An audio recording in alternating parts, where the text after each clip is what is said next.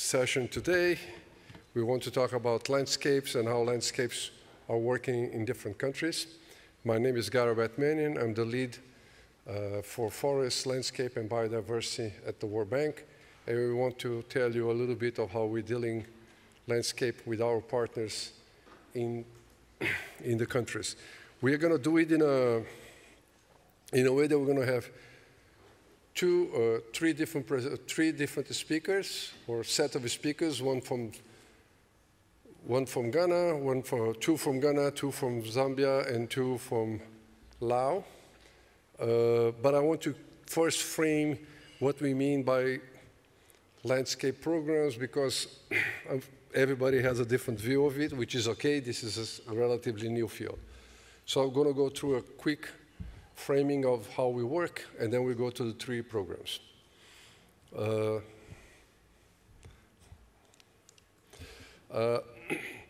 idea of the landscape, we decided that we figured that in order to work on landscapes, it's better to work in a set of projects than trying to have one project that is trying to do 10, 12 different things. So that's why we are framing this as a landscape program in a country. Maybe in a country you have to do 2 or 3 projects, and you have to do some technical assistance, you have to do some studies. As a package, you apply the landscape approach. It's different than trying to design one project that is going to do 10, 15 things, becomes very complex. So in a landscape, you can see here, you have wildlife management, you have agriculture, you have to do sustainably, you have to protect areas, you have to integrate watershed management. Each one of them can be part of a project, 2 or 3 together, part of a project, but it would be very hard to have one project that covers reforestation, land restoration, watershed management, wildlife management, everything into one agriculture, all the different types of land use into one. So that's the idea. So the World Bank makes loans and grants to sets of projects. The grants come from different partners. It comes from the Forest Investment Plan, from the Climate Investment Fund. It comes from the GF. It comes from other sources that either the bank manages or we seek the funds, and also from a lot of our loans. We have loans for the regular loans called IBRD, and the ones that are for low-income countries called IDA. We have about $2.3 billion invested right now on forests and landscapes in the world, including grants and loans. But I want to point out the two, which are a little bit different than the overall landscape approach, is that we focus every single activity we tackle, we ensure that the cross-cutting teams are taken care of. Every project should look at the agenda. Every project has to look at the bundle of rights. Every project has to look on, are you doing mitigation and resilience and adaptation as well as it should? So those are embedded in the project design. We don't do agenda project. We do a landscape project that has land, has gender, has tenure, or has climate mitigation, all of them together. That's the first difference. The other uniqueness is that we talk about, we feel that we have to go beyond most of the people are here. We talk a lot with environmental people and forest people. But a lot of the decisions that impact the landscape are not made by those that are in this room. This is about agriculture, it's about other type land use. And so we have to reach out to these other agencies and other groups which are not necessarily the ones we speak of. So we're trying to use also what we call a jurisdictional approach. What are the fiscal incentives that sometimes make subsidy for agriculture, make agriculture more economically interesting than forests? So maybe you're not doing a good forest program, or you think you're doing a very good forest program, but still you cannot compete with agriculture under subsidy, for example. Sometimes we have governance issues. The environmental agency does very well control, but then the judicial system is not prosecuting the guys correctly. The port authorities are not verifying if there is illegal timber going, etc. So you have to improve governance in other sectors which are not the sectors where the landscape is based, but they relate to the value chain of the products coming out of the landscape. Same thing with financing. We know, all of you, I'm not going to go over this. It's very hard to get credits in the banks for small, medium enterprises, community forest management, or other kinds of activities done by the local level. It's very hard to get credit because the private sector is not designed to give loans to that. So we include that as part of the jurisdictional approach, which is not based in the landscape, but enables the landscape. So these are for us part of the root cause of degradation that can be part of the solution, and that's the overall framework. To give an idea how this works, we're going to present today the 3 cases, and we're going to start with the Ghana one. Unfortunately, the person was going to come from Ghana, could not come here, visa, other issues, so he's going to join over the phone. We have his presentation. We're going to pass his presentation. My colleague, Tim Brown, the senior environmental specialist who works in Ghana with them, will help me pass this presentation. But Moussa Bourjouan, who is the technical director in charge of the forest in the Ministry of Land and Natural Resources in Ghana, will give the presentation over the phone. Later on, when we open for Q&A, Rosalind Foswa Ajay, the Director of Climate Change and National RED Coordinator for the Forest Commission in Ghana, has very kindly agreed to come to the stage and help us with the Q&As specifically to Ghana, although she wasn't, it would be unfair to her make the presentation right now in such short notice. So let's start with Ghana. Maybe I have to check.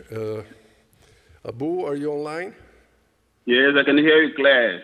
Thank you. Good afternoon to everyone. And unfortunately, I cannot come. Sorry for that.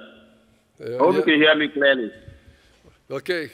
We are sorry you're not here too, but thank you at least for joining even on a Sunday. Okay. Team is going to pass the slides for you. Okay. Tim, when you're ready, let me know. Are you on the first slide with the 2 maps? Okay. Do you have the 2 maps? Yes. Come here, you're talking. Yes, it's ready to go. Okay. So the other speaker has been talking of taking a landscape approach. And over the years, of course, in Ghana, at least the last 5 years, we're looking at the Ghana forest and the management of Ghana forest as a general landscape, not individual areas. And a number of interventions have been going on. But just look at the map on the right, you can see everywhere is green, but the deeper green shows that at some point, the early turn of the century, we established the forest reserves. That means that anything outside the forest reserves, which is a permanent forest estate, we are competing within that landscape. So within that landscape, we would have agriculture for food security, cocoa production for cash crop, and for generally that runs Ghana's economy. And of course, there are other areas, mining, development, and other issues. If you continue to work isolatedly, which has been what has happened in the past, that's when we've lost a lot of the forest in the last few years. So going to the second slide, Tim. What we have done in the landscape as a whole is to get all stakeholders to talk. Of course, the communities were formed to form their community resource management areas, but more importantly, to organize institutional coordination so that everybody's working together within the landscape. Of course, you need policy reforms. We have put a number of policy reforms, changed a lot of policy reforms to meet these changes. But specifically, to target cocoa, which is the dominant figure outside the forest estate in the off-reserve areas, the expansionist approach of cocoa. We have to get all these players to talk together so we can get a win-win situation. Cocoa, Forestry Commission, Agriculture, all talking within the same landscape. But to highlight climate-smart cocoa, because you can have cocoa with trees. You can increase productivity without expanding into forest areas. And I think that is being bought. I will not talk about the successes, but to go straight to the third slide, in the last 5 years, this approach has... All right, now we're on the next slide. Yes, on the third slide. Ready. We're on the third slide. Yes. So we have learned that consultation and participatory approaches deal with everyone in the landscape, the communities, community-based organizations, and more importantly, to reputable organizations that are in the landscape. We have worked with IUCN, we've worked with UNDP. These are all institutions on the landscape to talk together, but bringing on board the communities within the creamers. We've learned that this helps. And then building the internal capacity of all these organizations has been the most useful within the landscape to achieve. When you've brought all together, then you are achieving a lot and faster. So if you look, a lot of consultation on the right, upper right, and still more on the side. But now you bring the technocrats. The Forestry Commission has started to talk with the Cocoa Board together. Cocoa Board, Forestry Commission talk with the communities. And this has helped a lot, although it's just beginning. And we hope that in the next few years, we should be able to achieve a lot within the general landscape. The first is recognize that you cannot work isolated within the landscape. You must bring it on board, bring those both experts and the landowners together for a common goal. Although we talk about food security, it will be the context of not the great environment, not at the expense of forest. Although we talk of cash crops, these are, fortunately, cocoa and forest can coexist. And then, fortunately, we all attack mining, illegal mining, and which is our next step in this process. So thank you. If I have more time, I could answer some questions. Okay. So is the program to ask questions at this point, or?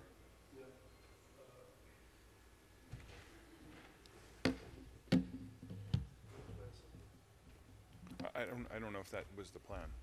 So Laura, do my slides come next, or? Abu, thank you. I'm afraid of losing the connection. So if you have any specific question about his presentation, I'll break the system that we discussed here and try Abu to answer it. He's going to stay connected, but I don't know how long he will be. And then later on, for a broader discussion on what we're doing in Ghana, Rosalind will be up in the front. But if there is any specific clarification on the presentation before we lose Abu, please, if you don't, that's great. We can move on. Okay, let's move on. So Tim just going to complement what we do in Ghana quickly. Okay. Okay. You next. So, yeah, briefly, I just wanted to expand on Abu's remarks and make sure that everybody knows that there's a lot going on in the landscape, and there's a lot of financing coming in from different sources. And, you know, as you see here, Ghana Cocoa Board was mentioned, the Forestry Commission was mentioned, the Ministry of Lands and Natural Resources, the Ghana RED program, and then the Environmental Protection Agency of Ghana implements sustainable land management in the north of the country. And then we have the funding from Forest Carbon Partnership, the AFDB and the World Bank are combined together in the climate investment funds, and then there's money from the GEF going into sustainable landscapes, and that is going to be scaled up soon. So could we have the next slide? I wanted to just give a view of how it looks in the landscape. I do it myself. Maybe I do, maybe I don't. Okay. So this is Ghana. This is a map of Ghana and showing forests and forest loss. And the main cocoa growing region is here in the southwest of the high forest zone. And so this is a little hard to read, but the Cocoa Forest Emission Reductions Program, which is what Rosalind manages, is covering the whole landscape. And then within that landscape, the Forest Investment Program is working in very specific places on cremas, climate smart cocoa, and tree plantations. Then also in that landscape, you have private sector and CSO partners here named, UNDP, OLAM, all implementing very specific RED activities. And this isn't meant to be geographically correct, it's just meant to show that it's nested.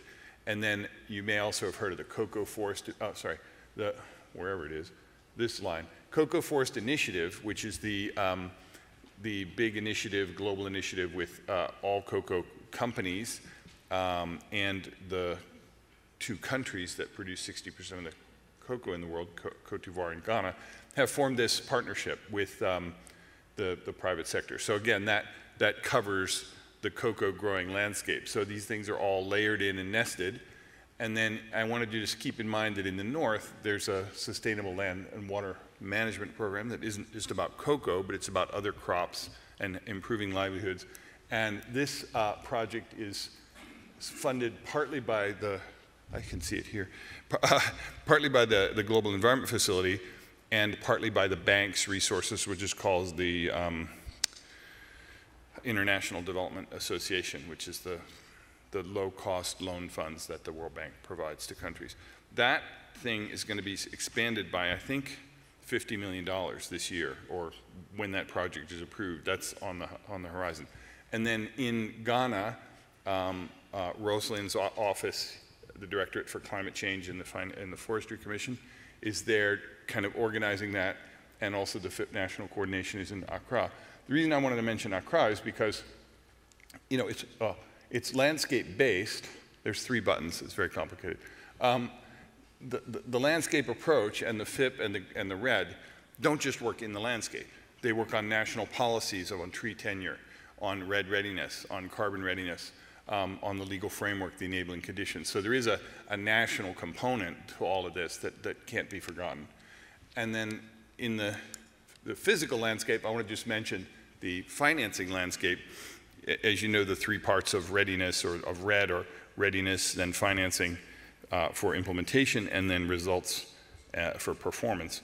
And Ghana is one of the countries, one of the successful countries that's accessing all 3 of those. The readiness phase was funded under FCPF readiness. The implementation phase is funded by the Ghana Forest Investment Program, which, as I mentioned, has both the AFDB and the World Bank project in it. It also has the dedicated grant mechanism project that's implemented independently by NGOs. There's these public and private investments coming in, and now we have the Cocoa and Forest Initiative, which will expand.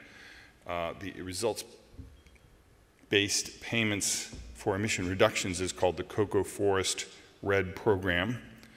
And then, not listed, but the scale up for the Sustainable Land Management program are all there. So it's a complicated financing landscape that the government agencies have to coordinate all the donors to get the right things to happen at the right time on the ground.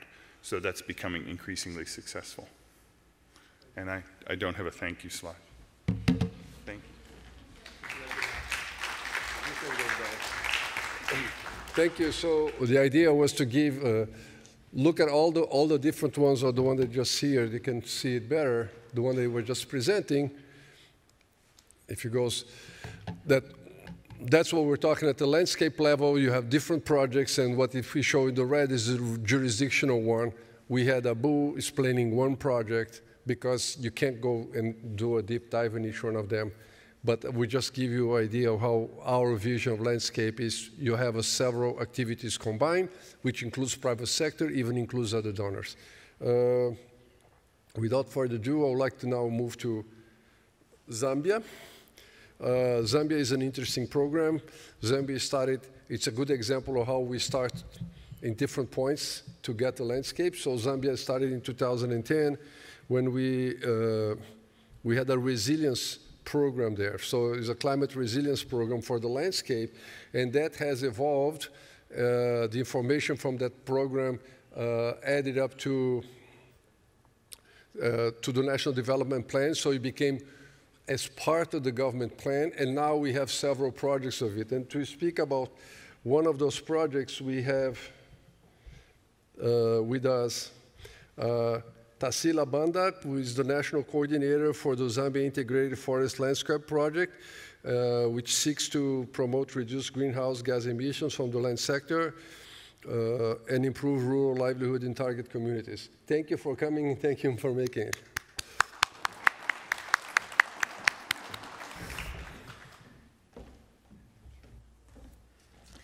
Good afternoon, everyone. I would like to start by thanking the organizers for allowing us to come and present Zambia's case. It's a new project. It started last year, so we've had a year of implementation and a lot of lessons to learn, which we'll be happy to share today. So for those who don't know where Zambia is, I think it's a good starting point to just show the map. Is it here or is it here? It's a green one. And I just did that. Oh, great, it works. So basically, Zambia is in the southern part of Africa. Actually, the landscape we are talking about is the one in almost green, which is in the eastern part of Zambia. It's the eastern province of Zambia. This project started out of the need to implement the national strategy for reducing emissions from deforestation and forest degradation. So I think most people, when they hear about Zambia, they think about the Victoria Falls, the Zambezi, and all the other interesting things we have, the national parks, and so on and so forth. But what is really on the ground is also the fact that 80% of our people live in rural areas, such as the eastern province you see here. And in this landscape, everyone is aspiring to become developed at some point. So there is a heavy dependence on natural resources and forest products, and you see that as the population is growing, then there is also an increase of pressure on this landscape. So the World Bank, together with the government, came together, and I'm so happy that as we are speaking now, and as Galo spoke about the earlier program, which was the PPCR, that the coordinator for that at the time and the design of this is actually in our audience here, Mr. David Kaluva. I'm happy to see him in the audience, which led to the development of the Zambia Integrated Forest Landscape Project.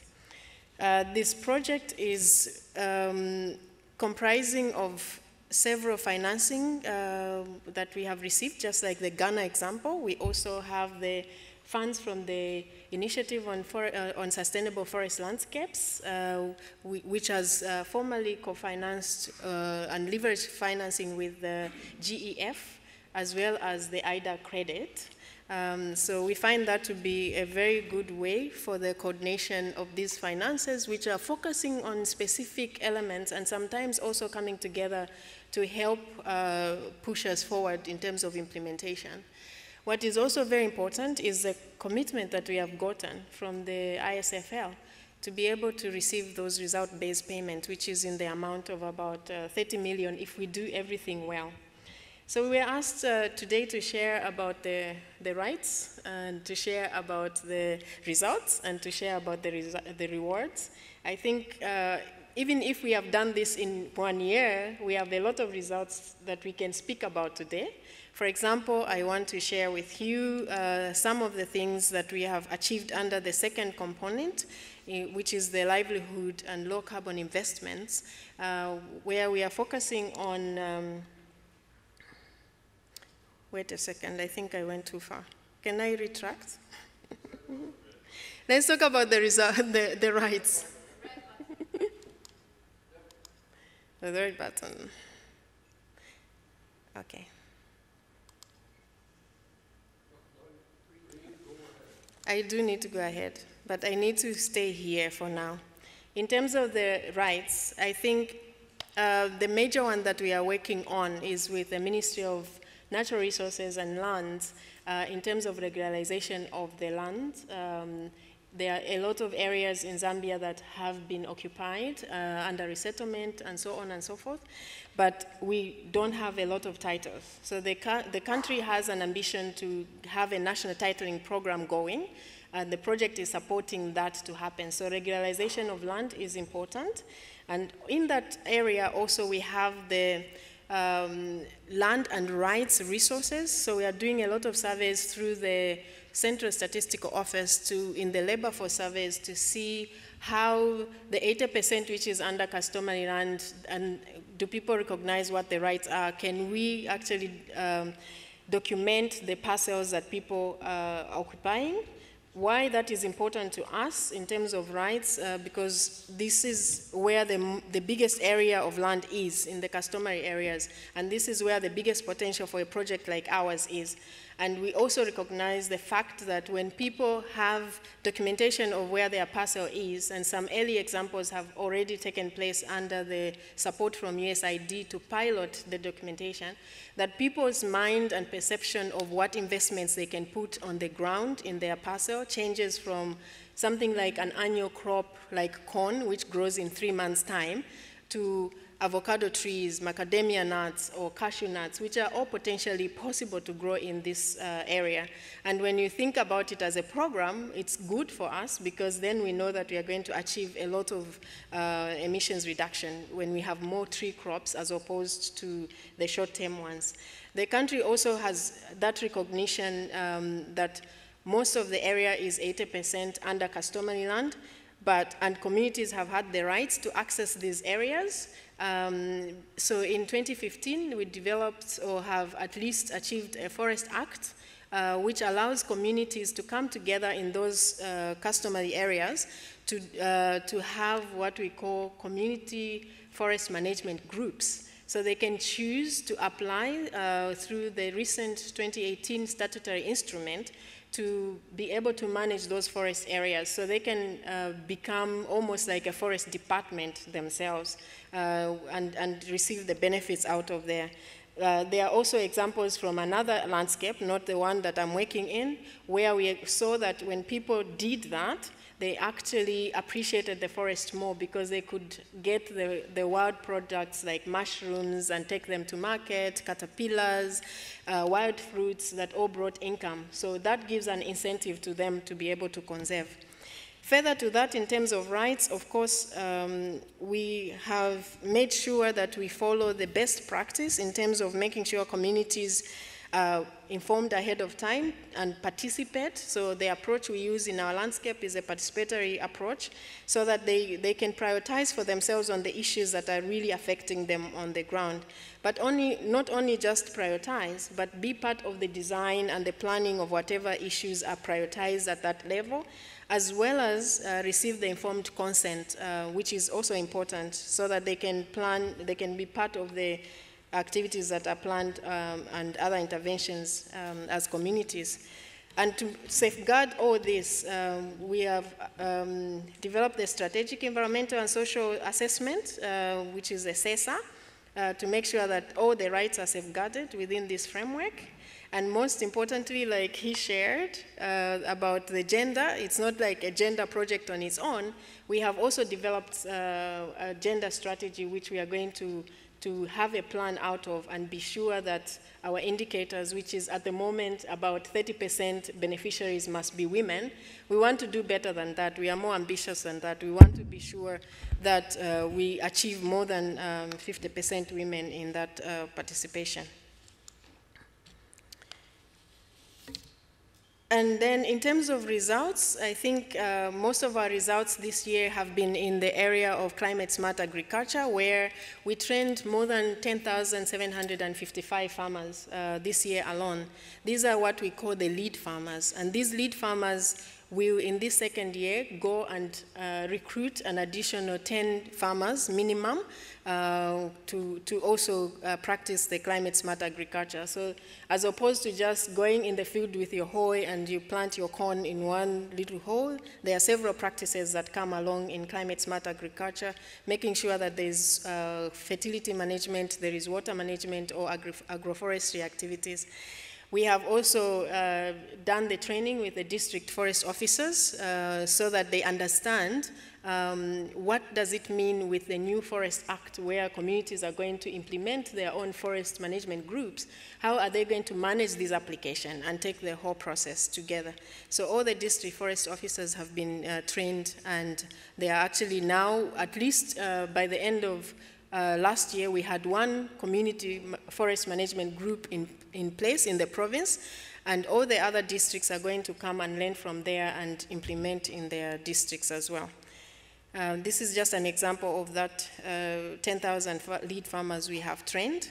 On the land rights, I already shared that we have been going through with CSO to pick out the important issues. How much land, how much are people willing to pay for a title, and what does it do when you get a document that says this parcel of land belongs to you? Those results are coming out. Some will be published very soon. There's a draft already there.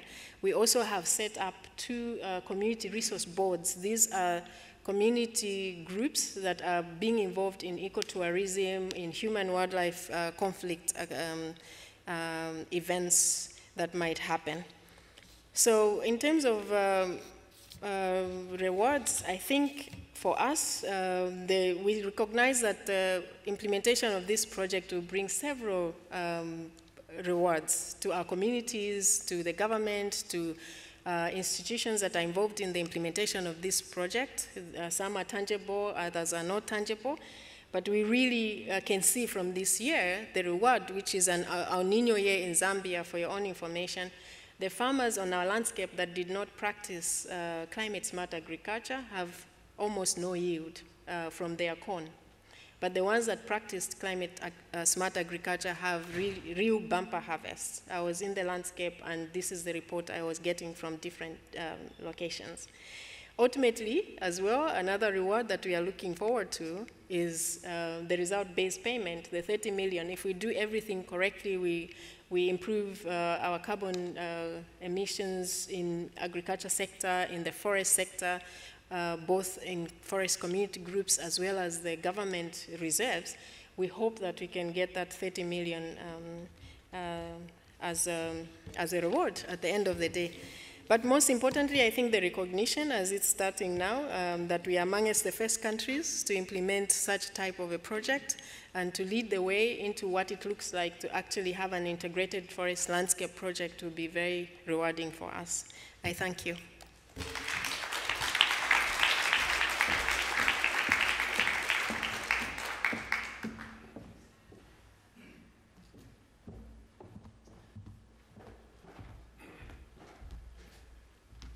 Thank you, Tarsila.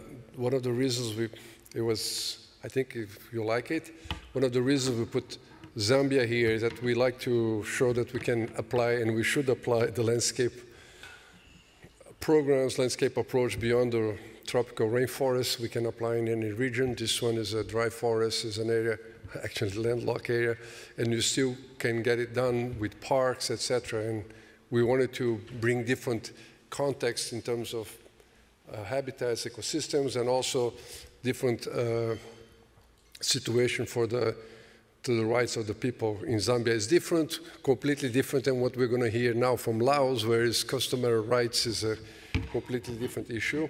We have to speak about Laos. We have the Lao program. I'm going to ask first our member of my team, Merin Shakirova. She's the operation officer at the World Bank that works on environmental, in our unit, environmental and natural resources. She has many degrees, so I cannot list all the degrees because we're going to run out of time, but she has degrees on natural resource management, international diplomacy, and some others, and she has been an active member of the program we have there with several projects. And later on, I'm ready, so I don't have to come back to the podium. I'm going to have Futon Sofatilat, Director of Planning and Cooperation, Department of Forestry, Ministry of Agriculture and Forestry of Laos, PDR. He has long experience in community-based forest management, watershed management. He holds a master from environmental studies from Newcastle University. And we're glad he was able to come all the way from Laos here. But first we hear from Merin, and then we hear from Futon.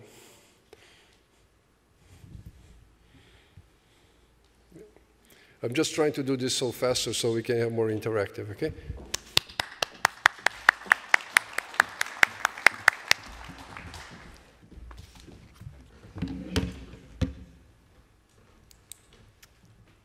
We need a different presentation. Perfect, thank you. So I'll try to be super quick. Let me start with that. Thank you very much for coming. And well, there are a lot of articles on how to start the presentation, PowerPoint presentation.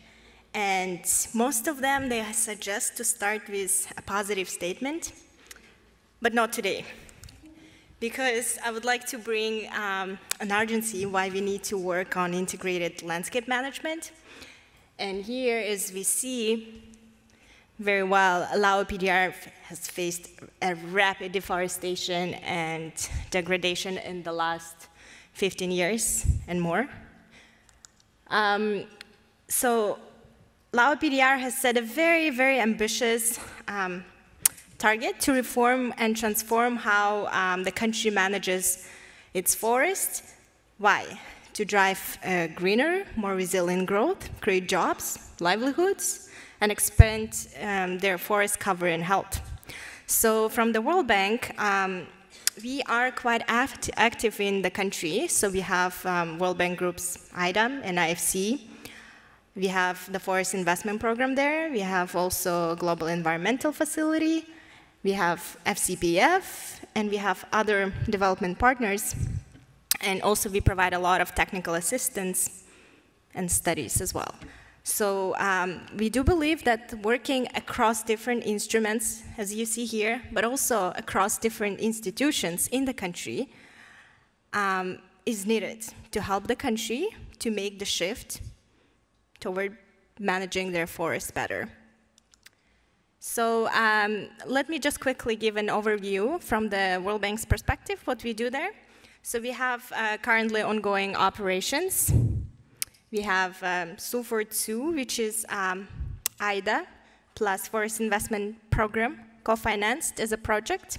It's called Scaling Up Sustainable Forest Management Project. We also have a Green Growth Development Policy operation that has 3 series, and it's worth 100 million in grant resources. And also we have the second Lao Environmental and Social Project, which is a combination with JEF and IDA. I would like to highlight probably here the interesting aspect of the Forest Investment Program that has brought Lao PDR to work with the World Bank, but also International Finance Corporation, IFC. And we see a very positive change there because right now we are shifting, and the country is actually shifting its work to collaborate more closely on public and private sectors to find solutions and try to build on this experience that we have right now, working with the IFC and the World Bank to develop new programs in this area. So currently we have tested and piloted 2 landscape approaches in 2 forest landscape projects. One, which is the SUFOR 2, which is IDA and FEEP, supported by the World Bank, and the other project is actually supported by the German government. So we do have great results, and we believe that this is the way forward. Quickly, why do we need that? Well, first, we would like, if it's done very well, we can support Lao PDR to achieve many targets, international and national commitments, including sustainable development goals. Here are a few examples, but as I was told today, there are many more that we can achieve together. And here, let me finish my presentation saying that, well, only if we work collectively, we can help the country, we can help Lao PDR to transform its forest to a greener, more resilient growth. We can help to create jobs and livelihoods, and we can expand the forest cover and health. And this is an excellent example for investing in Lao landscapes. We already have built, and we are building more interesting projects that will support the country to achieve its goal. Thank you very much.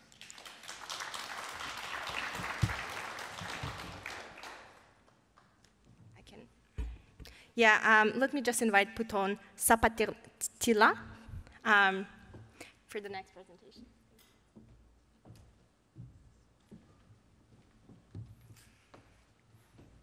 Good afternoon. We are coming together here to show we are working very closely to each other. We are trying to combine 2 projects. one with the World Bank funding, and the other one with FIF projects. So in a couple of minutes, I would like to share with you some experiences we have learned from how we solve our programs, especially our forestry program, in order to maintain our forests and forest resources. So before going into details, I would like to share with you some information related to our context. You might know Laos. It's located in Southeast Asia. The land area is not very big, but covered by lots of it with forest area. We have estimated our forest cover by 2015, 58%. So Laos is a low-income country, it's quite poor in terms of economy, but we are not poor in some other aspects. So you're welcome to Laos. And our population is not very big, about 7 million people, and we're having a lot of forest area. So, but the majority of them living in the forest are quite dependent on forest land and forest resources for their livelihood. So in this connection, forest landscape, forest resources are very important for their livelihood. And non-timber forest products only contribute to almost 80% of the non-rice food consumption by weight. Around 44% for subsistence values and 55% for cash income, and so on. It means that our forest resources are very important for the government to eradicate the poverty by also maintaining our forest resources in a sustainable manner. So a little bit about here. This one is pointing. The green one? Oh, yeah. And here at the map, I try to show you that within the forest area, we have 3 categories of forest, but blue dots representing villages are located in forest area. So it would mean forest and people are living together. We cannot avoid people while managing our forest. So it is very important to mention here that a lot of rights have been given for local people who live in the forest, especially customary right. And then our forest policy, yeah, as I said, allow for customary right for people to use forest resources and forest land for their livelihood. And they are strongly encouraged to participate in forest management. Here, according to the wealth, natural resource play very important for national wealth, and more than 50% contribute to the wealth of the Lao people. This is some background for you to understand our situation. And now I would like to share with you about the forest investment programs that we have implemented so far. So we are the one of the 8 countries who's piloting the forest investment program, contributed by the donors, and for us to be able to manage our forests and solving this issue related to forests. We have our program has been approved in 2011, so as now is quite a number of years already. So we also, in order to implement this project, we also received some IDA project. There's two projects are implemented in combination. The forest management, sustainable forest management project, which is funded by the bank, IDA, and implemented in cooperation with FIF. So we also have the other project. So the projects, the FIF project has divided in 3 components, which is for production forest, and for conservation of forest, and also for the plantation for smallholder plantation as well.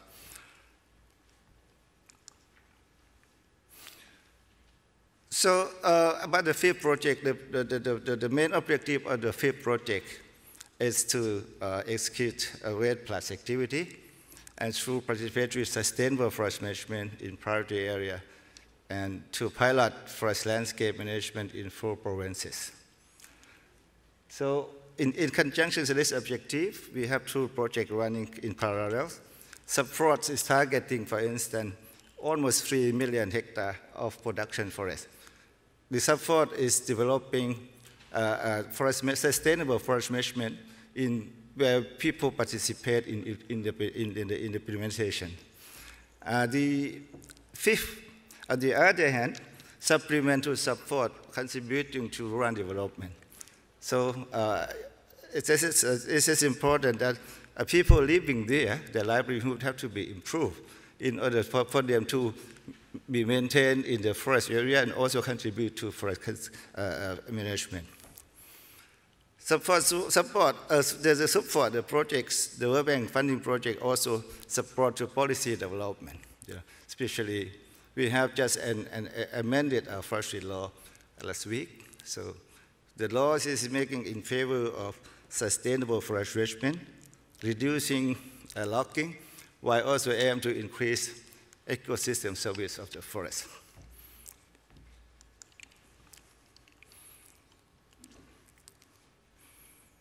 The fifth projects also substantially contributed on the ground for the implementation of the Prime Minister Order number 15. The decree is promulgated, implemented in order to combat illegal logging. The decree is issued for banning the export of unfinished timber and forest product. So by doing so, we think we can combat illegal logging and while also maintaining our forests. So the subforest project and fifth project contributed to in terms of law enforcement. It has been quite successful. And then by doing so, it was estimated that we could, our forest declines, so the rate has reduced by 40%. It has been estimated by the bank. And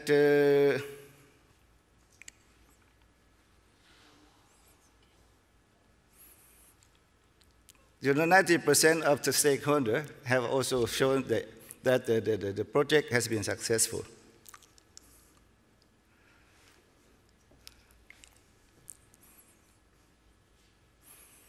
So I think I should come to conclusion. This is information I would like to show you.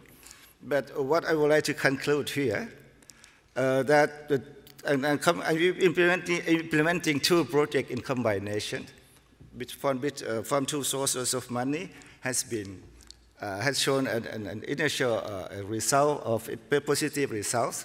But however, if you want to solve the problems issue, you just to solve the first 3 issues only, not thinking about the other aspect that the program related to forest management, it will be not possible to do that. So I think the landscape approach will be appropriate in order to apply, in order to solve the comprehensive, so kinds of forest issues. Thank you very much.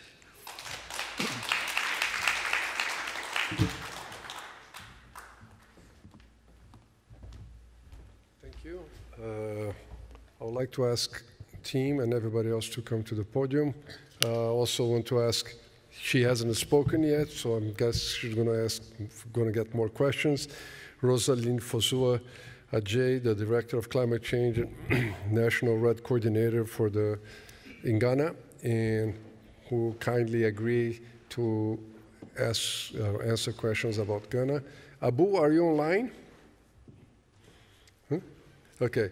I just want to point out that the reason we bring this panel, you saw the example on the 3 cases where We had work in the field, but we also have the policy work. So you change the law to make some of the lessons you learn permanent, and that's how deforestation decreases in countries, because you pass the forest law, etc., or trading.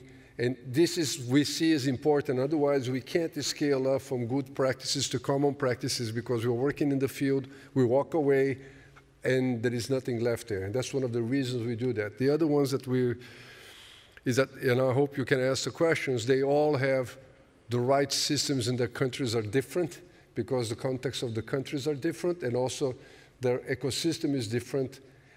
Even the nature of the project is different. In Ghana, it's basically cocoa, which is a cash crop that everybody eats, and now, and you saw the presentation in Laos, where most of it is for internal subsistence consumption, is not for the market. So you always have these other balances, and we try to bring that diversity to you. Without further ado, who has the microphone? If does anybody has questions, please.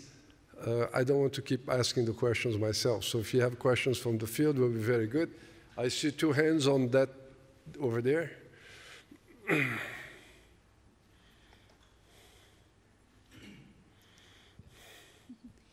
Hi, my name is Mar Moure. I'm a researcher at the United Nations University. Well, my question is to all 3 projects, because we've seen all the bright sides and the incredible accomplishments, especially in terms of cooperation, which is really remarkable. I would like to hear which are the, let's say, 3 main challenges you faced, or you are facing, or you expect to face in the future, and maybe like not only in terms of cooperation, but also maybe technical, research-wise. What are the main barriers there?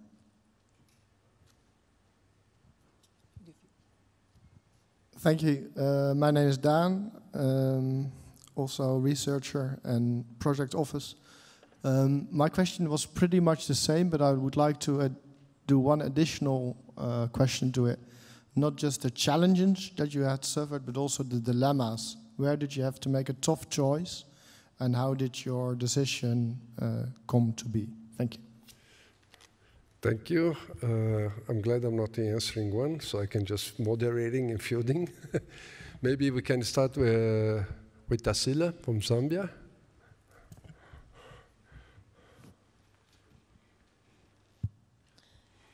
So 3 challenges. I think there is not a single project that would have no challenges.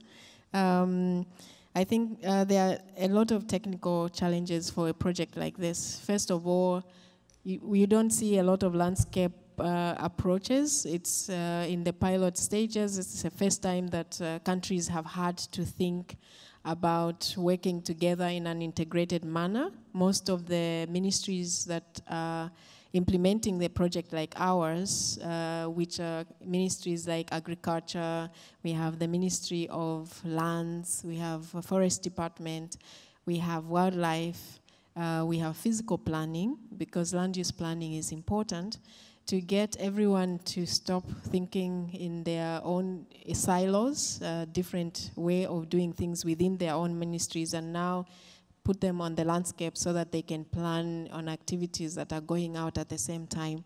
That has been challenging, but I am very grateful to the team that we are working with. They are very willing when the project calls upon them to come and plan together on activities.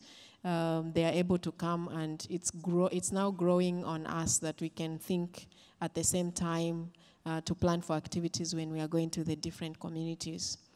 Another one is, so that was not really a technical challenge, it was an implementation arrangement one, but the technical challenge for us in the eastern landscape is that we have, the project is covering, in terms of result-based payments or emissions reductions, is covering the entire province, which are now 14 districts. But at the time that implementation was beginning, there were 2 private sector RED+ activities, that were already taking place. So we have to talk about the issues of nesting. How are we going to bring everyone's efforts together? I think when you start talking about nesting, it becomes very quickly a technical challenge because they probably set up their own baselines already. And at some point, we need to harmonize this and be able to not only put in that effort as a collective on the landscape, but also think about the third challenge, which is going to be benefit sharing for their efforts. And it's not just the benefit sharing that is going to happen out of the emissions reductions from the private sector and the government program, but it's also how about the households, the communities that are going to put in all the different efforts. And the dilemmas? I think when you meant dilemmas will be like trade-offs that you're making. When you're making decisions, you have trade-offs. You have dilemmas that you have to do this or you have to do that. Is there anyone that you faced was difficult? I think I can't really think of one, but I think around the integrated district plans, because each district has to do a proper integrated land use planning now. It has taken a little bit of time to get those done, and yet if you think about implementation of such a project, you really need to have those land use plans in place for you to know where are you going to focus with all the different investments. So more recently, after a year of trying this and trying that, we had to think, okay, instead of us having every district have their district integrated plan, let's focus on 2, so that when we can learn from that and then upscale to the other districts that can come later. And that trade-off was around which 2 can we actually start with. We ended up thinking, where are all the different elements meeting in one space? So we chose Lundazi and we chose Petauke because there the JEF activities can happen, the ISFL activities can be going on, as well as the IDA credit activities. So it formed like a sub-landscape. The 2 were almost like sub-landscapes. So, but it's not a complete trade-off because we will eventually catch up. Sure. Thank you. I want to ask now if Rosalind can answer the 2 questions. What are the three, you can say more, but the 3 challenges you had, and what are the dilemmas or that you had to make decisions? Thank you very much, and thank you for having Ghana on this panel. In terms of challenges, first of all, I mentioned harmonization of different projects and programs within the same forestry sector. And so you realize that Tim showed a big landscape which has different initiatives going on in there, some private sector-led, some government-led. But in the scheme of having jurisdictional approaches, the idea will be that we harmonize all these initiatives so that we have impact at scale, and we are not just measuring based on projects, but we are measuring at the program level. So that's one of the challenges, even harmonizing within that same forestry sector. And then it translates into cross-sectorial policy coordination, because it's also a jurisdiction, a bigger landscape. You have Agric in there, and I think that Tarsila mentioned that to some extent. How do we harmonize and sectorally coordinate the different initiatives? For example, in Ghana, we have a program that is currently going on, Planting for Food and Jobs.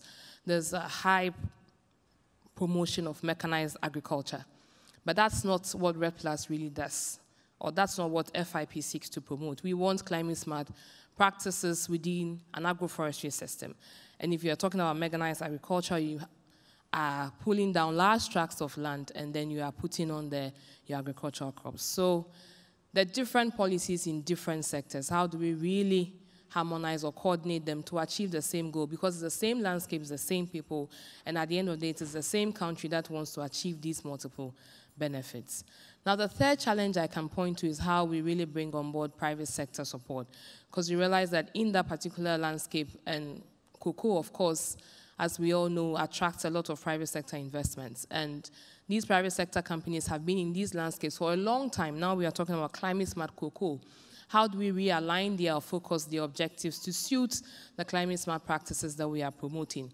Because most of them would mean that we are rehabilitating old cocoa farms. And we have private sector companies that are buying directly from farms.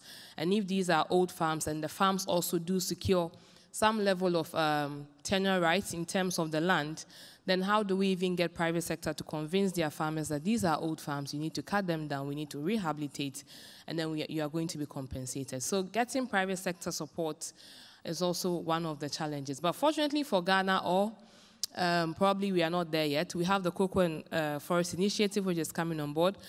The country has one implementation plan, but private sector companies have different implementation plans. That is also another challenge. Why should we have one implementation plan as government, but private sector cannot have one implementation plan? They still want to operate at project level in silos, and that is not really going to help us achieve the sort of impact that we want to achieve at scale. In terms of dilemma, it's really the shift in land use. Now in Ghana, we have certain parts of the landscape where cocoa is being cut down to plant rubber, and it's an issue of opportunity cost.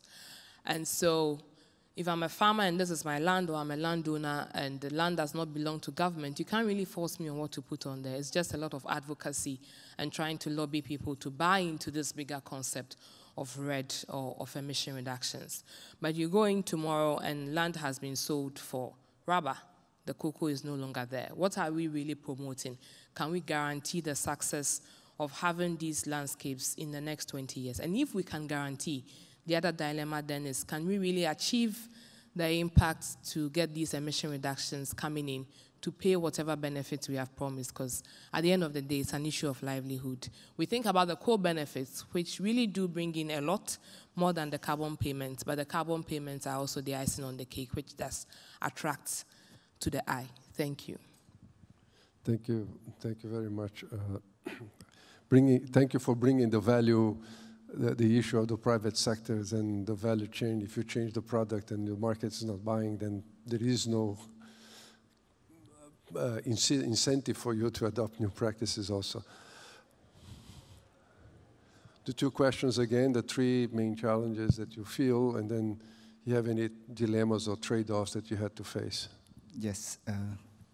As you already know that the country have different contexts. What we do see the landscape approach at the moment. The first challenge is, I think, is the concept of landscape. I don't think it's very clear at the moment. I have kinds of fixed scope and what fixed formula does not. So it will be challenged in order to explain to different sectors who will be involved in implementing the project having very complicated concept. That's the first challenge. The second challenge, it is very holistic in planning. So how to complement all of the elements that have mutual benefits, especially if you bring in a number of sectors, private sector, communities, and governments. Each one would like to have high benefits. So it will be a dilemma how to make it.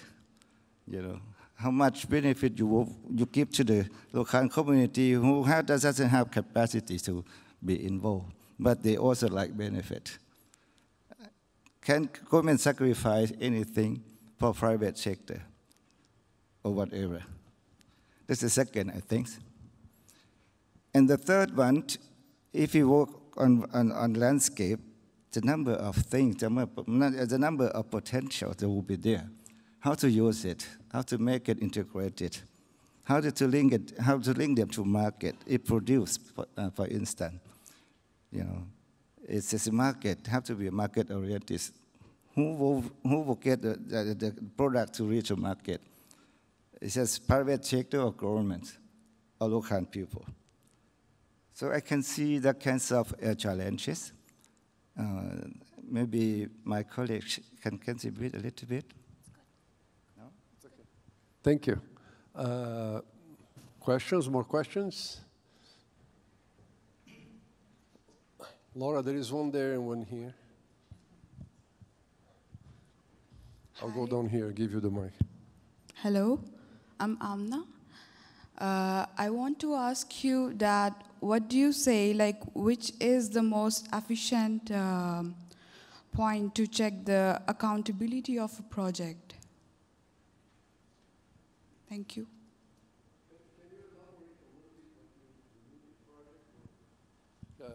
You mean accountability?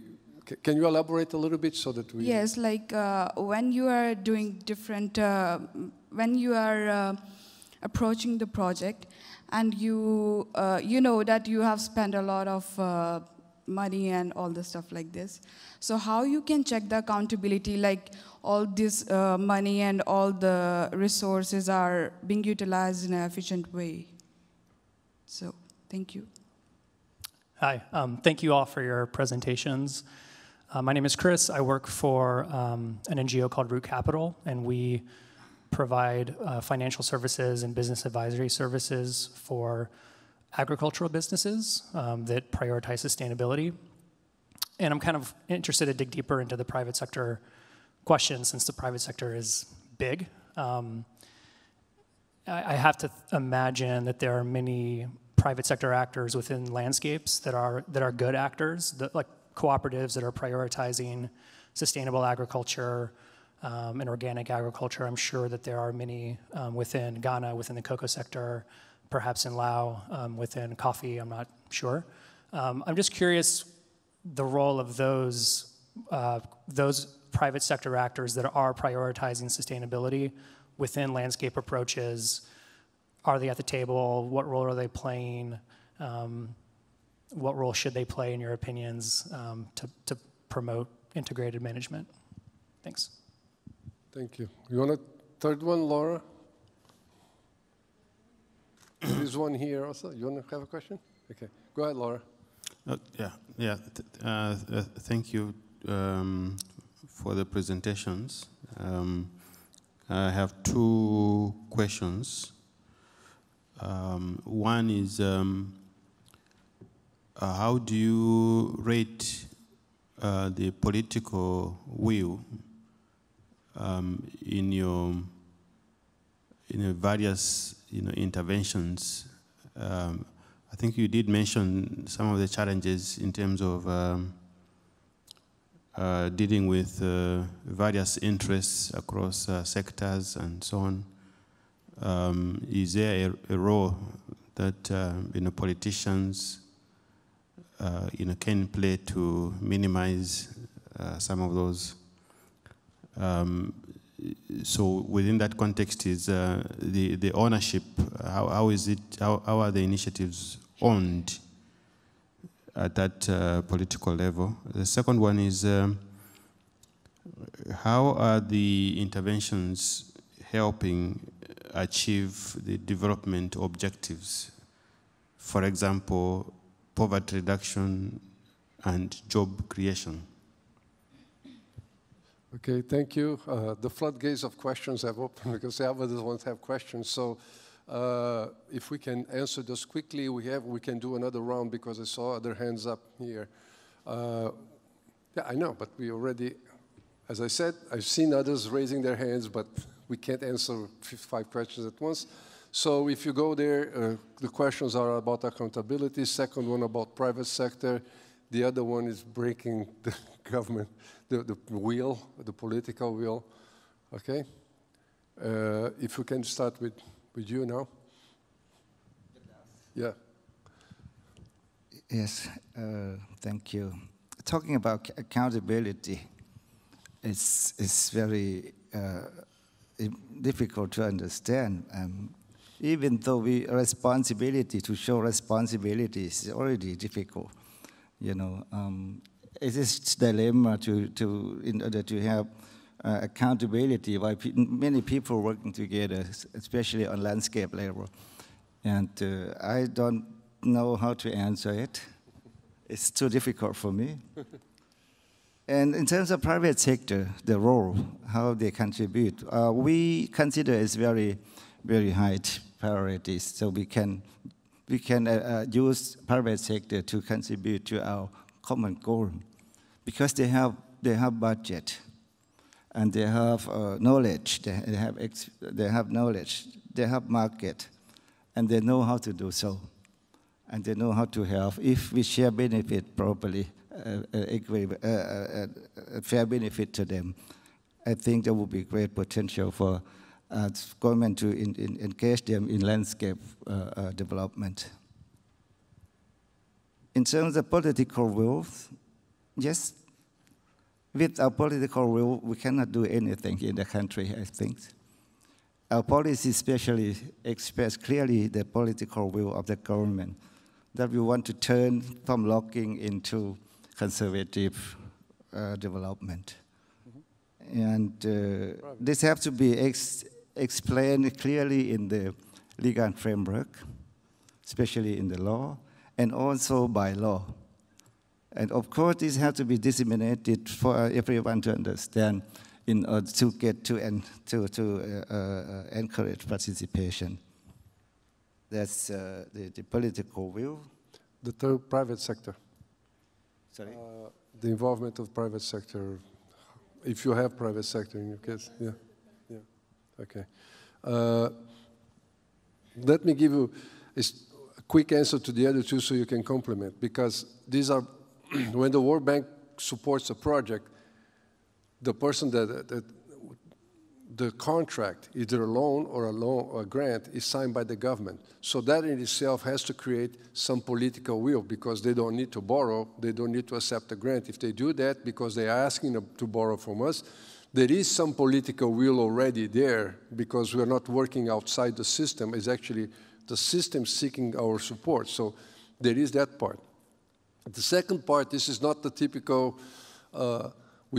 people use the word donation, but actually because they are signing a grant contract or a loan contract with us, we also provide the technical assist for them how to do procurement and how to do financial management, which was your question. So they have to follow certain rules which are established in the contract, and we give technical assistance to them, so there is accountability on that part. Also, we agree on a monitoring system which they report periodically. So there is accountability on that sense. I'm giving the answer because there will be the same answer for all three when you can complement those. But that's the basic accountability that we are able to establish with the political will when we have these operations signing contracts.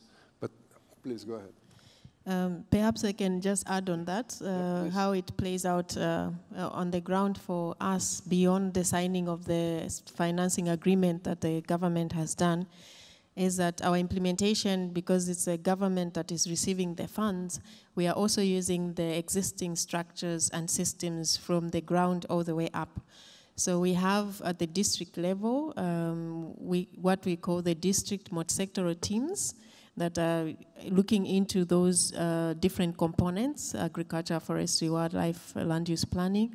And at this level, the implementation of activities at that level is done through this group, and it's overseen by the district commissioner for that. And then they are also then mandated to report those activities to the district development committee, which then reports to the provincial development committee.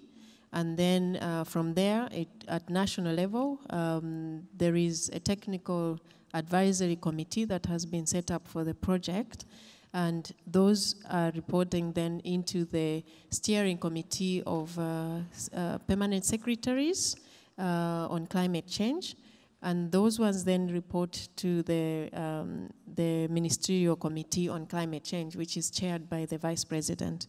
So, and this is then also linking to the question about that accountability. We follow the same system in terms of the development of the annual work plan, which is going through these same systems I've told you about.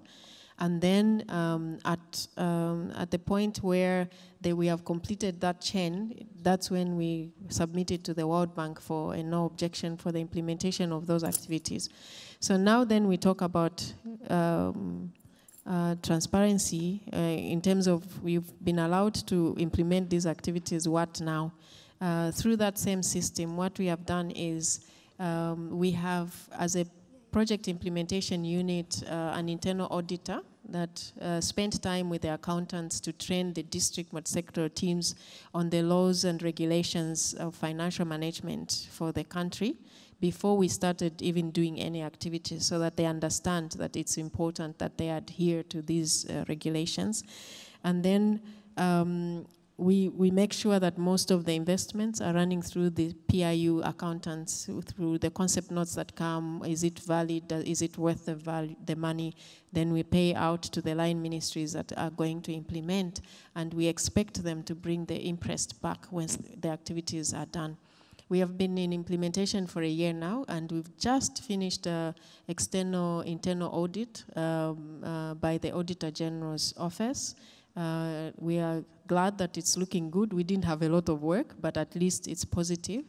And in between that approval of a work plan and doing the activities, there's of course the ministerial and provincial procurement committee that sits.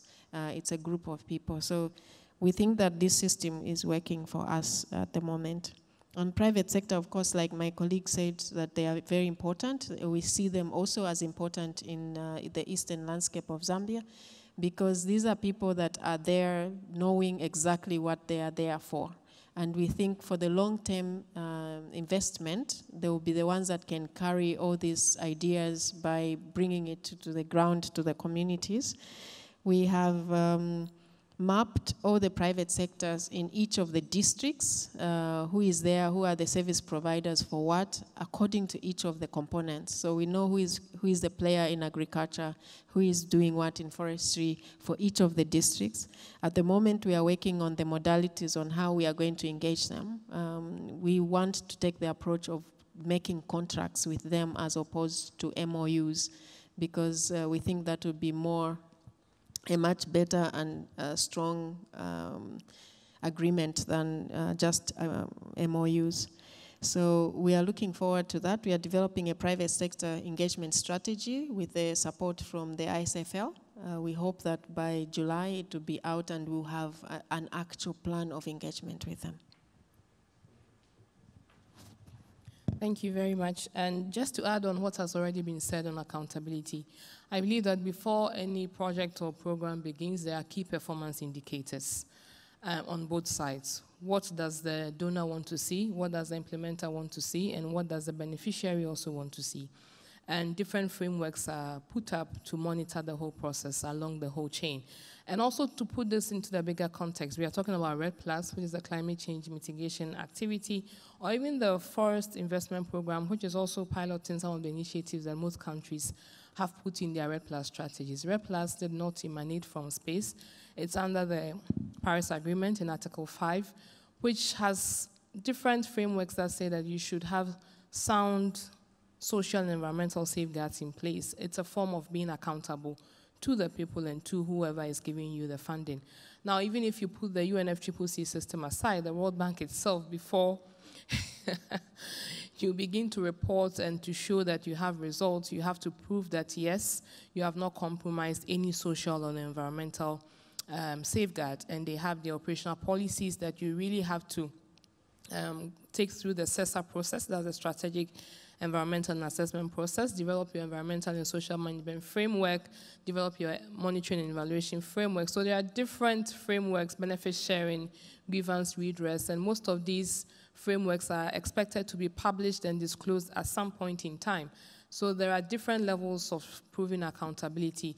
And if during project implementation at any point in stage, they come in for a review and they find that there are certain things that have not been done according to schedule, they could call a temporary halt until the right thing is done. So in terms of program or project implementation, different structures are put in place to ensure accountability. Now I go to the question on the political will, which is an interesting one for me, because of late I've realized that there's a difference between political commitment and political will. Political will can move your head of state to any meeting to deliver a speech. When he comes back in country, it is the commitment that really makes him deliver on the speech that he read outside there. And this is something that is rather lacking. There's a lot of political will. That's why you have the heads of state delegations here and there. But in country, does this reflect the speeches that they are reading? And they are not partly to blame, because before governments are put in power, they read different manifestos that catch different attention. And within the political space, a lot of things go on behind the scenes. And I think that they don't really know, or sometimes they don't really know what they have signed on to. If you say you want to generate emission reductions, it is not an easy thing to say. To generate 1 ton of carbon is very, very intensive. It might mean a whole paradigm shift of what you put in your manifesto. So political commitment is something that we are still battling with. But I think the coming into force of the nationally determined contributions is a very good platform for us to hook governments onto really delivering in their species what they have said.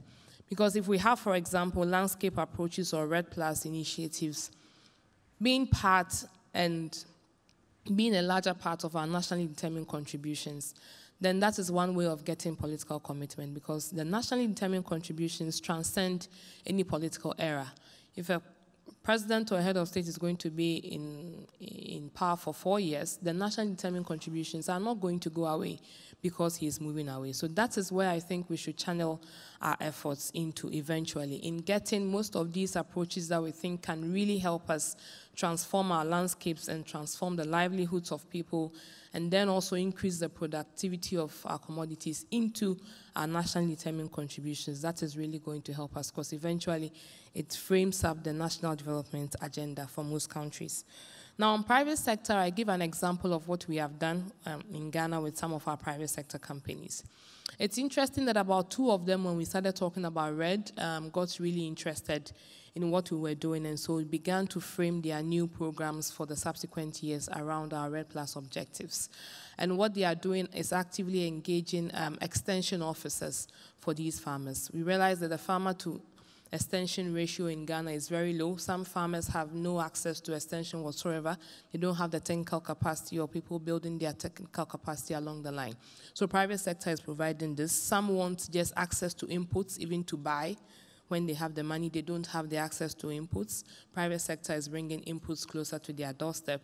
And one unique thing that we are doing with some of these private sector companies is setting up rural service centers, where you can go and have education on even how to apply the fertilizer or any other input you want to use, the right fertilizers to use so you don't compromise the same climate smart approaches that you are talking about. And also linking them to the markets and sort of helping us, government, to brand the commodities that we are putting out there and claiming that they are climate smart. It's one of the aspects that we really want to look into. If we really certify that our cocoa is being produced from a climate smart landscape, can we do some level of branding? Can it attract some premium pricing? Because at the end of the day, it doesn't come cheap, it's expensive. And those who have agreed to do climate smart cocoa practices must really see their efforts being rewarded. So these are some of the engagements we have with private sector. Thank you. Thank you. We are supposed to close, but if you don't mind, we have 2 people that still want to ask questions, and if you can ask short questions and they give brief answers, I think it would be worthwhile if you can wait another 5 minutes, guys. Please. Okay, thank you very much. My name is Ellie Ranierse, from the Netherlands, working from the local community perspective. I had a question about the risk management and what if you do not reach all your objectives in terms of return on investment, because it is such a long time.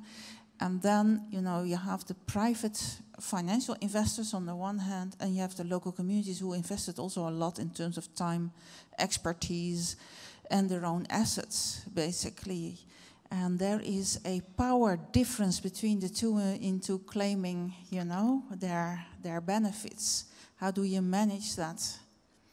The differences for all the cases. Thank you. Your question? Okay, thank you. I'm Lawrence. I'm coming from Zimbabwe.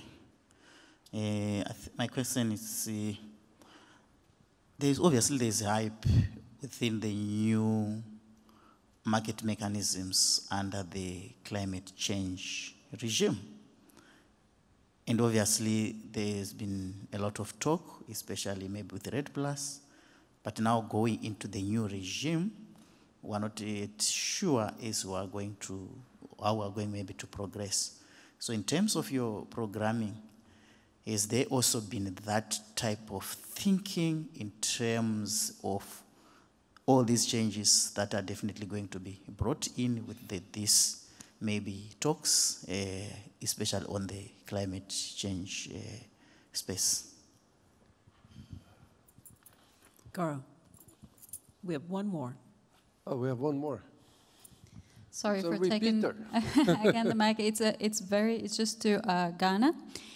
Thanks for the very honest and comprehensive answers on challenges. I'd like just to follow up on something because I'm very curious. What is the rationale for choosing cocoa as the main crop for an integrated forest project, especially if, well, you mentioned there's been a decline in the international prices of cocoa for 10 years, so farmers are going to other options, and there are being pests, the fall army, and so, and also just in terms of REDD+, arguably cocoa plantations do not have the same ecosystem services provided than other options. So just what is the rationale behind things? We have always REDD+. So. Thank you very much. And I get that question a lot, as well as my other colleagues, why cocoa? So the emphasis is not only on cocoa, it's largely on cocoa, but then there are other commodities in the landscape. We have oil palm, we do focus on it as well.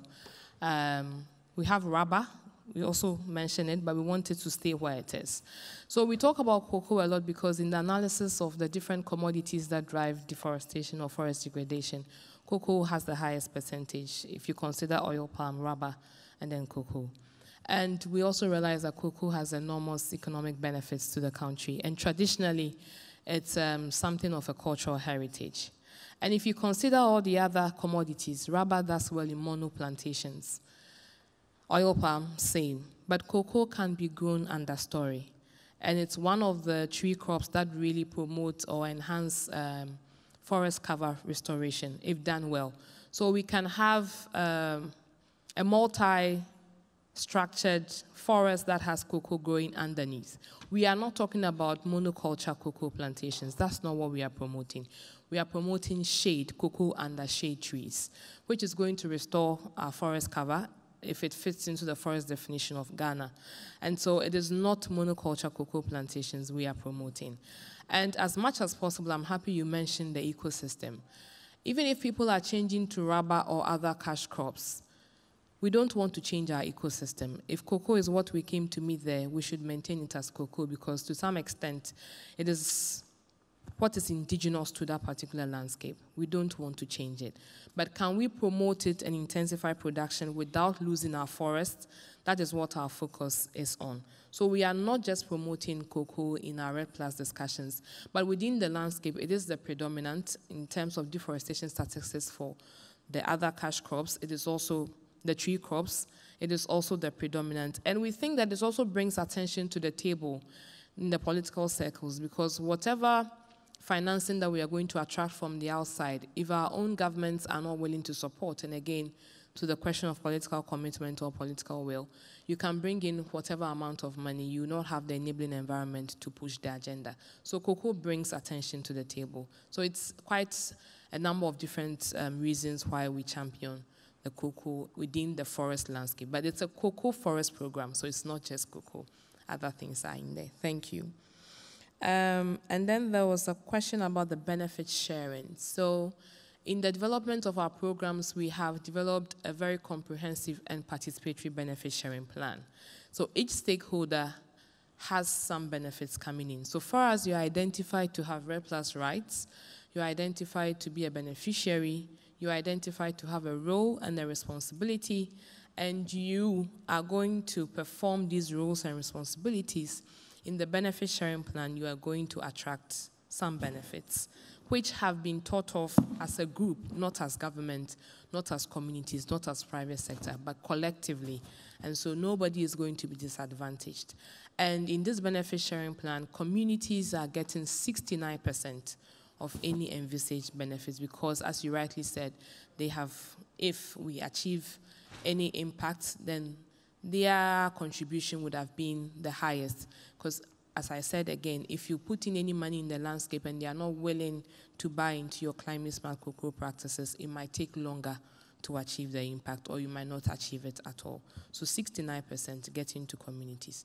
Now, as this gets to communities, and to link it to your question also, or the other part on private sector, we are taking off some burden off private sector. If private sector had to get more inputs for these communities, these benefits are going to supply these inputs, not in totality, but it's a fraction, and it's still a relief, and private sector agrees to this benefit sharing plan that we have put in place.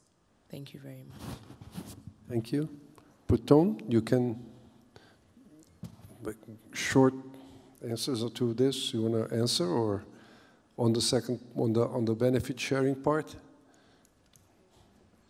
But the first question was only Ghana, but you know, one of the questions was only Ghana. But. This is the thing we are quite concerned. You know, we are now developing our document for URPA negotiations. Our intentions is to share benefit equally among the stakeholders. But again, we are in the stage of studying, but could be made. But I don't have any clear answer for you up to date, unless my colleagues can share. Thank you. I think the question is not only benefit sharing from the RED point of view, but it's benefit sharing from the point of view of the investment. In your case, are the communities improving their livelihoods? Increasing. I mean, she's shaking their head, so apparently I was right. Yes. I can tell initial idea of in our countries, we are about to engage private sector, a big company in plantations, where degraded production forest will be allocated and granted to them for planting commercial trees. And in that way, we about to improve. We have improved our law, forestry law, just amended, approved last week, and a lot of things that need to be done. I think legal framework should be clear in order to allow fair benefit sharing in place. But this again, this have to be, stakeholders have to sit down together and discuss whatever they can do together. Thank you. Tassila?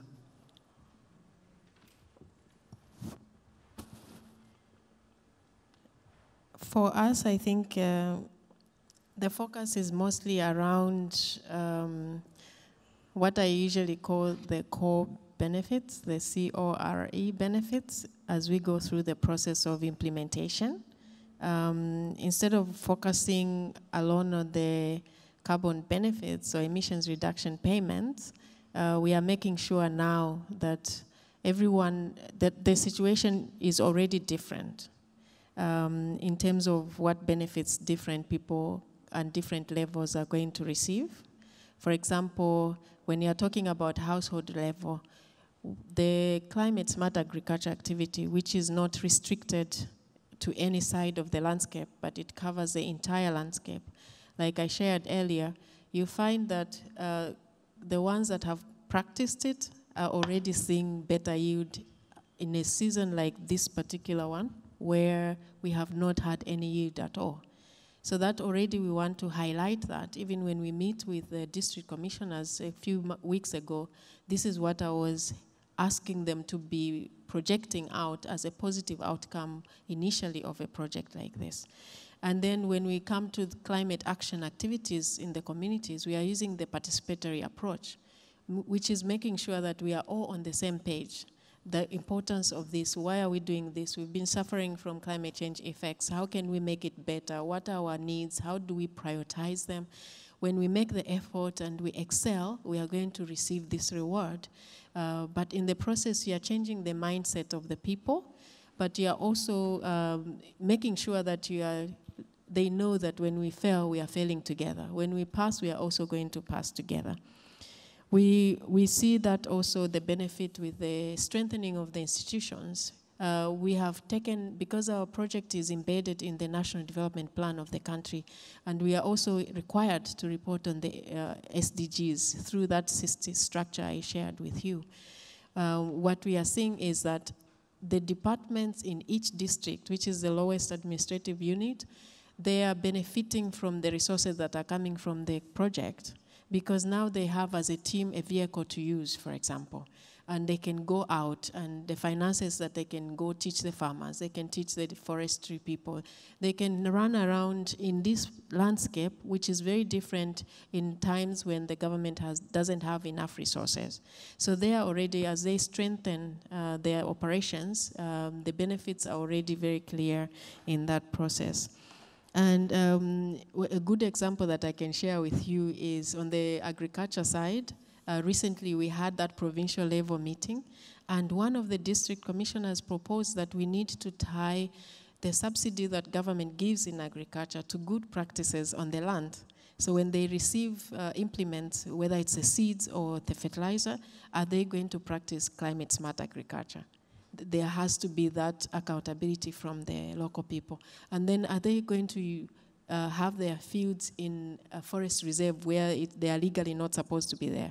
So people who have encroached forest reserves, they will not receive the incentive from the government. So the connection all the way to policy change or policy improvement is already a benefit in our case.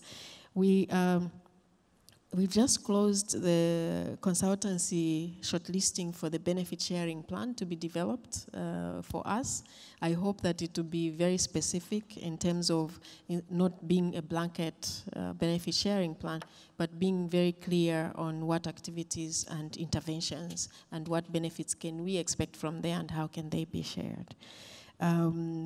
The government of Zambia has also drafted the carbon regulations. This is now on the carbon side of things, which are also going to guide on how some of those things need to play on the ground.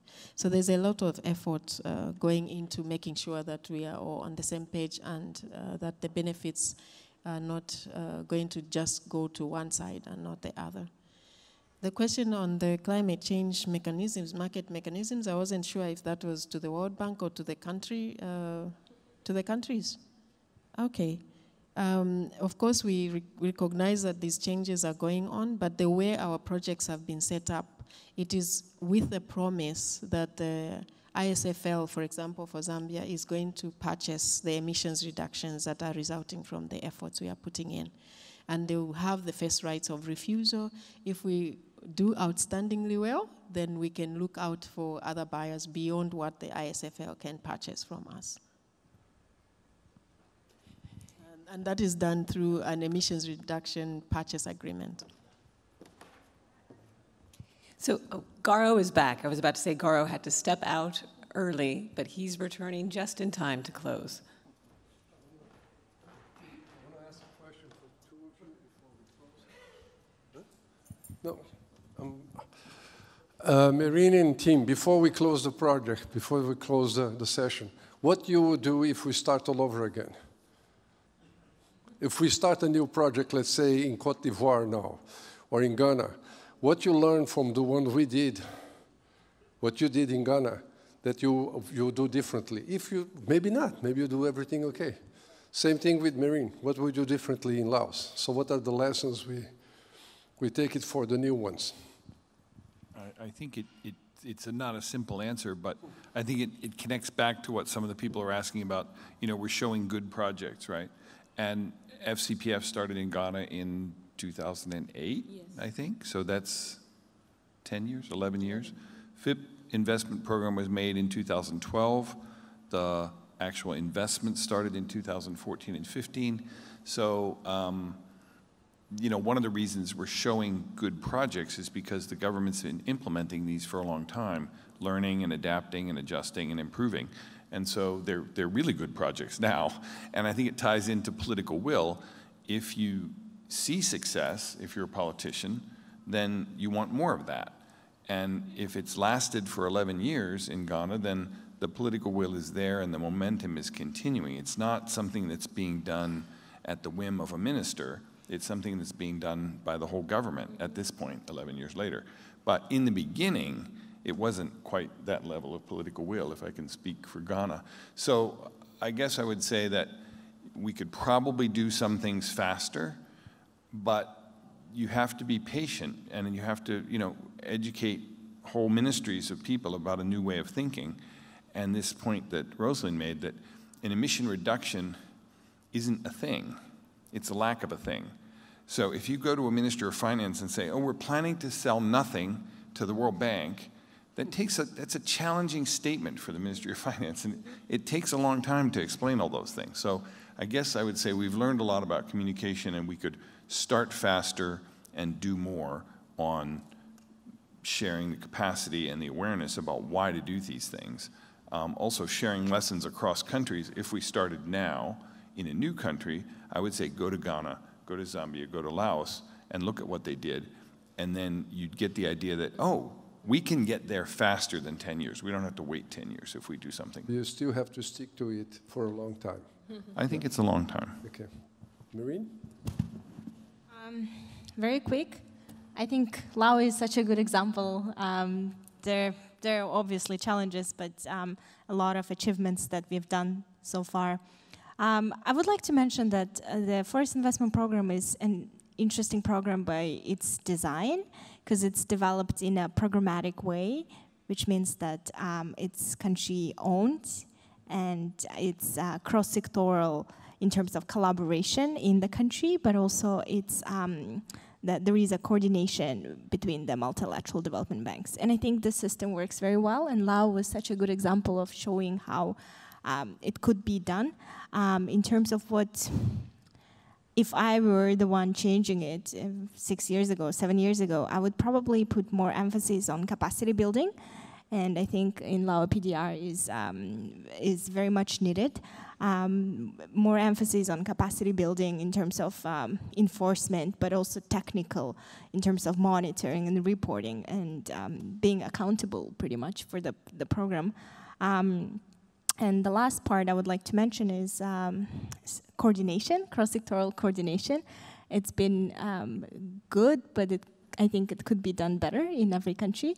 And especially with the recent changes that we had in Laos between the ministries, and then the program changed from the forestry to the Ministry of Agriculture and Forestry, and we lost a lot of technical, people and assistants, and the information was lost somewhere. So in terms of agents of change, that would be something I would encourage to consider even more and better. Who are those people within the governments that could really lead the agenda forward, including the FIP and other programs? So that's pretty much a few points from my side. Thank you. Thank you, Maureen. Thank you, team. And thank you, Tom and Lisa, Tassila, Rosalind. I hope you enjoyed the section, that it was informative to you. I want to ask for a big round of applause to all